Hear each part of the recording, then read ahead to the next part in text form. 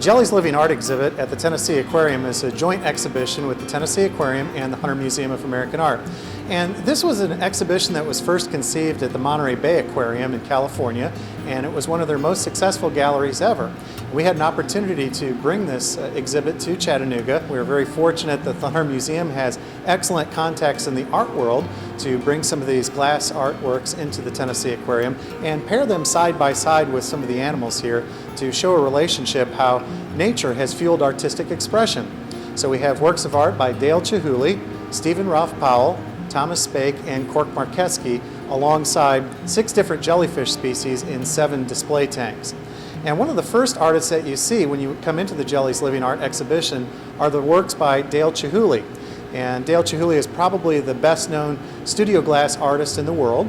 Many people are fascinated with his wonderful sculptures that are seen throughout the United States and around the world in places like art museums and even in places like the Bellagio Hotel in Las Vegas, Nevada. You also walk through one portion of the exhibition where there's almost an endless swarm of jellyfish. The moon jellies are in 2 tanks with mirrors, so it gives this effect of an endless swarm of jellyfish.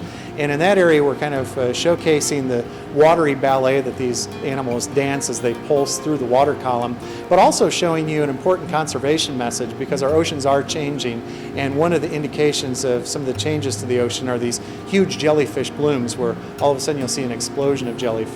So we're telling conservation messages here. We're also sharing the connection between the natural world and the art world, such as Cork Marqueski. Cork Marqueski is an artist from San Mateo, California. He works with a glass artist by the name of Jim Nowak, and Nowak actually blows the glass vessels, and Marqueski fills them with an inert gas and electrifies these vessels. And Cork was very much inspired by sea anemones and jellyfish and the way that they pulsed and had this kind of living light quality. So next to Cork Marqueski's work, we also have some sea walnuts that have these hair-like paddles that refract sunlight and look like they are producing their own light. Tommy Spake is another artist that you'll see just past the blubber jellies. And Tommy is a glass artist from the Chattanooga area, and we're very glad to have his works here to showcase some local art. And Tommy came to the Tennessee Aquarium while he was working in the medium of glass, but it wasn't until he saw the West Coast sea nettles and he became inspired by their translucent quality and how they seem to flow and pulse and move through the water. And so he knew right then that he wanted to take his art in that direction. He will work very hard to create these pieces, and sometimes during that annealing process, unfortunately, those pieces will shatter. So a lot of these glass artists will work very hard to create their works, and they don't have a very high success rate because glass is such a difficult medium to work with. Case in point is Stephen Ralph Powell's works. We have 4 of his screamers on display at the Tennessee Aquarium. These are very exuberant pieces, and in fact, if you look at them on first glance, they almost look like a creature out of a Dr. Seuss book.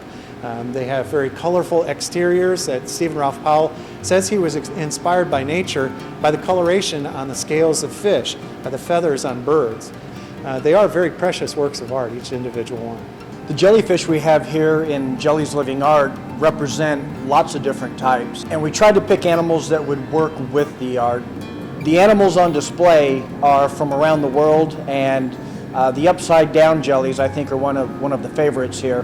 They're in a dome tank, and in nature they're found right in the shallows down around the Florida coast, South Florida especially, down in the Keys.